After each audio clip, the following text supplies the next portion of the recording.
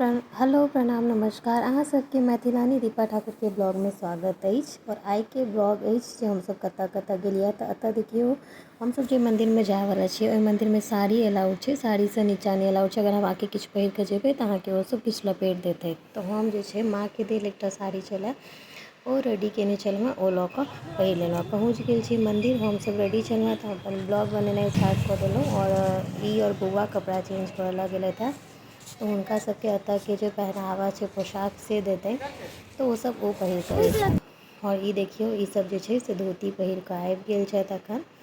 और बहुत सारा लोग छलैए अखन, बहुत मंदिर पर भीड़ छलैए।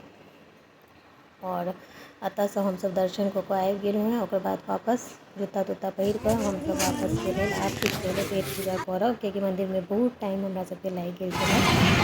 और ये छलै फोटो में अहाँ सब लुक देखने हेबै हुनकर सबके, हम अपन मोबाइल से पोस्ट केने रही। आब हम सब सबसे पहले पेट पूजा के तरफ जायब तऽ एकटा हमरा सबके तुलसी रेस्टोरेंट भेटल जाहिमे हम सब बैठ के ओहिना इडली ई सब खा लेने छलिए। एतऽ के एकटा खासियत ई छै एसी रूम के नॉन एसी रूम के अलग अलग चार्जेस छै। हमरा सबके बहुत गर्मी लागै छलै, एतऽ बहुत गर्मी छै तऽ एखन ठण्डा छै तऽ हम सब जल्दी जल्दी एसी रूम में गेलहुँ जे आराम से एसी रूम में बैस कऽ खा सकब। तऽ फटाफट ऑर्डर देलियै यऽ। तो सबसे पहले अंश माउंटेन ड्यू का लॉल देखने छियै हुनकर सबके मेन्यू, जाहिमे सिर्फ इडली डोसा तऽ फल्लाँ चिल्लाँ ढिमकाना छै। भोरके टाइम छलै तऽ बेसी चीज़ नहीं भेटल तऽ हम सब गोटे डोसा लऽ लेने छलहुँ और हम बड़ा लेने छलहुँ। ओहिके साथ में हमरा तऽ चाय चाही, भोरे भोरे चाय नहीं भेटल छलै। चाय बहुत नीक पियलक, इडली डोसा फेवरेट छलै जेकि पद्मश्री टेम्पल के जस्ट बगल में उदयपुर रेस्टोरेंट बहुत नामी छै। ओतऽसँ हम सब निकलि गेलहुँ जे आब हमरा सबके होटल चेकआउट करऽ के टाइम भऽ गेल छलै। तऽ हम सब एतऽसँ उदयपुर रेस्टोरेंटसँ निकलि कऽ जायब होटल। ओतऽ जाकर जे छै से हम सब चेकआउट करबै तऽ सामान सब पैके कऽ लेने छलहुँ हैं। ओतऽ चेंज कऽ लेलहुँ, टॉप ब्लाउज वाला टॉप छलै हमर इंडो वेस्टर्न, वएह पहिरने छलहुँ हैं। नीचा स्कर्ट स्कार्फ लऽ कऽ जल्दी जल्दी विदा भेलहुँ। ओतऽसँ ऑटो लेलहुँ और हमरा सबके देखियौ हम सबके हालत कुछ ऐसे कि हम लोग को सामान कर रहे हैं, हम लोग फ्री की मजदूरी और ये मैडम शांति से बैठी है।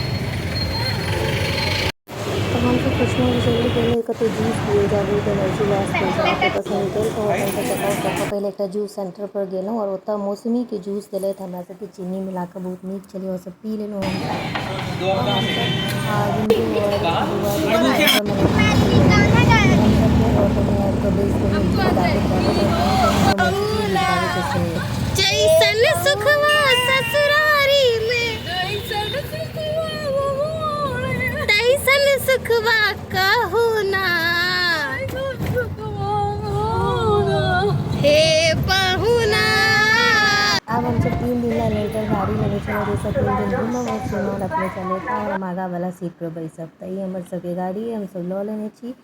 बहुत लम्बा आई थिंक 33-40 किलोमीटर के दूरी तय कऽ कऽ आइ तिरुवनंतपुरमसँ हम सब जायब कोवलम, जतऽ कि कोवलम में हम सब बोट राइड करब। ओहिके साथ साथ जे छै से हम सब बीच पर दर्शन करब। और एतऽ जे बीच के खासियत छै और सुनलिए जे कोवलम में बोट राइड जे होइ छै ओहिमे बोटके अन्दरसँ लऽ जाकऽ अलग अलग तरहके प्लांटके गुफा सब देखायल जाइ छै। तऽ रास्ता एतऽके बहुत टेढ़ा मेढ़ा छलै हैं और हिनका यानी कि अंश के पप्पा के ठाकुर जी के गाड़ी चलाबऽ में बहुत मजा एलनि। हुनका अलग अलग टाइपके रास्ता पर गाड़ी चलाबऽ में बहुत बेसी नीक लागै छनि।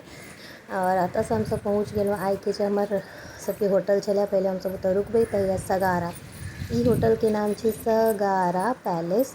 हम सब सगारा पैलेस में पहुँचबै। बहुत सुंदर ई होटल जे छै से बिन्दुही प्लान कऽ कऽ बुक केने छलथि हैं। तऽ एहिमे जे छै से हमरा सबके स्विमिंग पूलके साथ ही होटल बुक भेलै, बहुत नीक। जाइत देरी तऽ हमरा सबके पहिले हम सब व्यू देख कऽ खुश भऽ गेलहुँ जे होटलके व्यूज बहुत नीक छलैए। और ई ओशन मतलब एतऽ जे समंदर छै, होटलसँ निकलू तऽ सीधा अहाँके समंदर व्यू दिखाई देत। और अंश और अंश के पप्पा की बात करै छथिन से सुनायब। हमरा सबके पहिले जे छै से एतऽ जूस आबैत देरी कॉम्प्लीमेंट्री दऽ देलक, पता नहि कथीके जूस छलै, हमर मैंगो फ्लेवर छलै और हिनकर सबके कथी वाटरमेलन छलै। बड़ी नीक जूस छलै, जल्दी जल्दी पी लेलहुँ। और अंश के सुनियौ जगह छै केहन लागैए बौआ, केहन लागैए? हुनका सबके तऽ अपने पता चलैत हेतै जे हमरा स्विमिंग पूल और पानि कते नीक लागैए। हाँ अहाँ सब अपने पता कऽ लिअ हमरा केहन लागैए। तो मजा आबि रहल है अहाँके एकदम। होटलसँ सीधा देखियौ बीच एते नीक देखाई दऽ रहल है ना। और ई जे बीच छै, अगर ई बीच पूरा खत्म भऽ जेतै तऽ दोसर देश चलबै।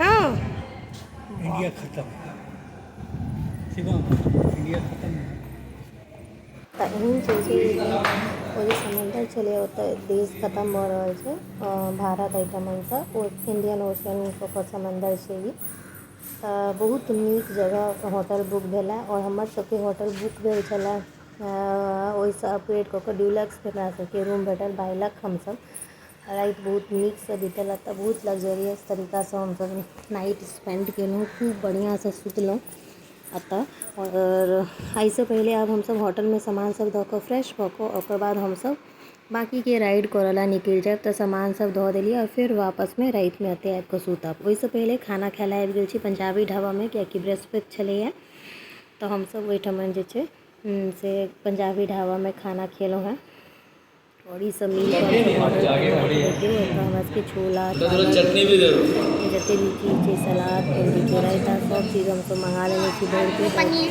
नीकसँ खा लेलहुँ ओकर बाद एतऽसँ जे छै से हमसब विदा भऽ कऽ जायब अपन जे राइड वाइड अइ से करऽके लेल तऽ पंजाबी ढाबाके बहुत बढ़िआँ खाना एवरेज छलनि हेँ सब चीज हमरा सबके ठीके लागल एतऽके और अहाँ सब यदि आबी तऽ कोवलमके रास्तामे पंजाबी ढाबा पड़ै छै ओतऽ रुकि सकै छी व्यवस्था बढ़िया छलै सर्विस भी बढ़िया छलै और होटल के मालिक के भी बहुत बढ़िया रिस्पांस रहल हमर सबके रेटिंग देवला कहलक तऽ हम कहलहुँ वीडियोमे अहाँके नाम मेंशन करब तऽ खुश भऽ गेला ई बाहरसँ एहन व्यू छै आशा करै छी अहाँ सबके डीपमे देखा रहल छी नीक लागैत हैत और एतऽसँ रास्ता फेरसँ एकटा बहुत लम्बा कियाकि हमरा लागैए त्रिवेणपुरमसँ टोटल मिलाकर रास्ता 33 किलोमीटरसँ बेसीके रास्ता हमसब तय केने रहिए ओहि दिन से हमरा अपने गाड़ी चलाबैत रहती और पहाड़ी टाइपके मौसम बहुत नीक भऽ गेल रहै साँझमे बादल हल्का हल्का लागि गेल रहै तऽ बहुत मतलब नीक लागैत रहै हमसब बहुत एन्जॉय करैत जे छै से नीक नीक गीत नाद सुनैत सब जे छै से रास्ता तय कऽ कऽ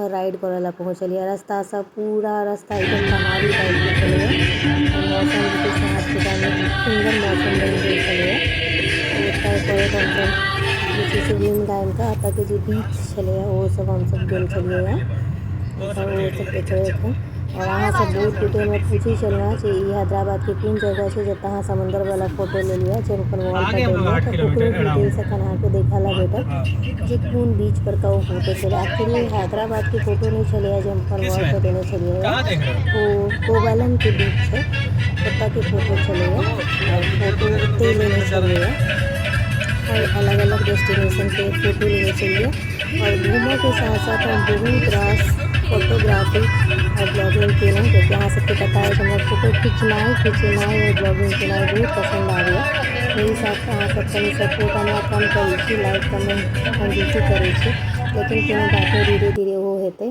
तऽ हमसब जे छै से पहुँच गेल छी बीच साइडमे कोवलम बीच पर तऽ पहिले तऽ कोवलम बीच घूमब तहन राइड करऽ लए जायब तऽ देखियौ बीच साइड एना छै पहिलेसँ शुरुआत भऽ गेल छलै बीचके रास्ता और हम अपन फ्रंट सीट पर से कैमरा लऽ कऽ रेडी बैसल छी तऽ एतऽसँ ओतऽ कनि चाय दुकान पर रुकि कऽ चाय पीलहुँ तऽ देखियौ एगो बिल्ली भेटल ओ केना मुँह घुमा कऽ बैसल छलै फोटो घीचै छलै ओकरा पता नहि पता चलि गेलै ओतऽसँ सीधा हमसब आबि गेल छी राइड करऽके लेल और राइडके करैत करैत हमसब बीच साइडमे जायब पानिमे नाव छलै तऽ हमरा सबके डर लागै छलै हम पहिले कहलियै हुनका सबके अहाँ सब अंदर घुसू तकर बाद हमसब कियाकि हमरा तऽ ब्लॉगोमे लेबऽके रहैए अहूँ सबके देखाबऽके है ने एतऽसँ हमर सबके जे नाववला रथ है आइ विदा भऽ गेला हमसब जंगलके गुफा देखैत एलहुँ हेँ ओतऽ जे छै से अलग अलग टाइपके गुफा देखल अलग अलग पेड़के भेटल छै जेनाकि एकटा केरीके गुफा छलैए ओहिके अलावा जे छै से देखियौ हम बहुत एन्जॉय केलहुँ बहुत मस्त पानिके बीचमे हमरा लागैए कमसँ कम 2.5-3 घंटा रहलहुँ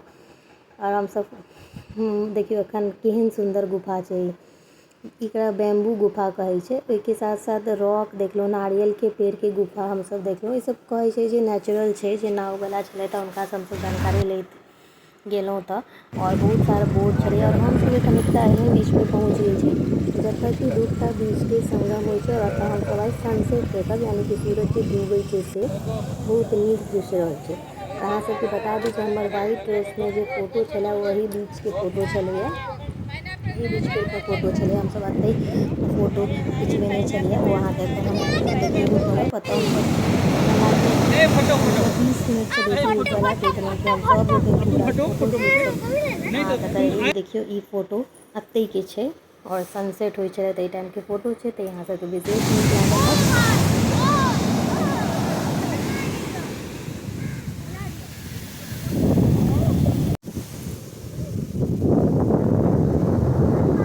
पूरे दिन हम पहाड़ी घूमल रही। आई बीच साइड घूमने हैं। हेलो शिवम, जीजा जी।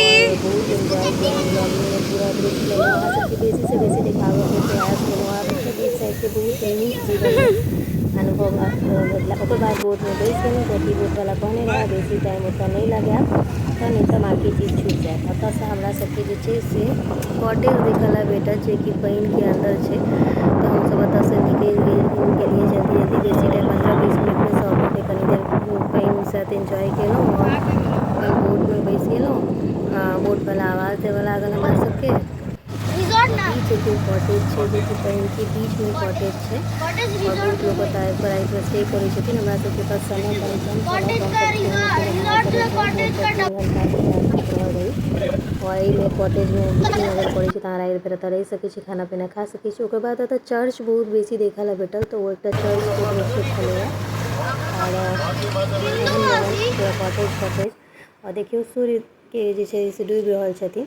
तऽ हमसब सनसेट देखलहुँ, बहुत सुंदर मनमोहक दृश्य लागै छै, बहुत सुकून भेटै छै, एकटा अजब टाइपके सुकून शांति, मोन है देखते रही। और हम और हमर कैमरा जे छै एक तरफे कैप्चर करऽमे लागल छलहुँ, कियाकि हमरा अहाँ सबके देखाबोके छलै पूरा ब्लॉग, ताहिके चलते। और जे नेचरके शौकीन छथिन हुनका ई नेचुरल चीज पसंद छै, हुनका ई ब्लॉग बहुत नीक लगतनि। और एना करैत हमसब अब अपन डेस्टिनेशन पर वापस आबि गेलहुँ।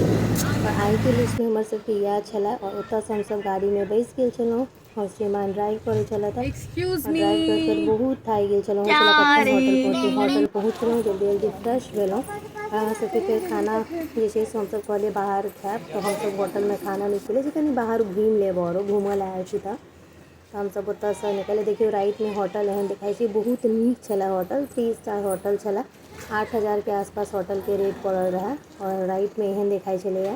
नहा सुना कऽ फ्रेश भऽ कऽ निकलि गेल छी और आबि गेल छलहुँ कनि दूरमे एकटा रेस्टोरेंट छलै, रॉयल किचन नाम छलै, लेकिन ओतऽ सब चीज खत्म नहि हमरा कहलक जे आसान चीज है हमरा सबके गाछ किछु भेटत, तऽ ई सब ऑर्डर करै छलहुँ। तऽ हमरा सबके कहले छलहुँ कि गाड़ीमे बैसल हमरा नहाके बीमारी देखी, तहिया हमर सबके सब उङ्घा रहल छै, सबके नींद लागि गेल छै। एहि के साथ होटल वापसी के आइ के ब्लॉग से विदा लै छी। अहाँ सबके ब्लॉग नीक लागल है लाइक कमेंट शेयर सब्सक्राइब कऽ देब। हम जाइ छी नेक्स्ट ब्लॉगमे भेटब। जय मिथिला जय मैथिली, बाय।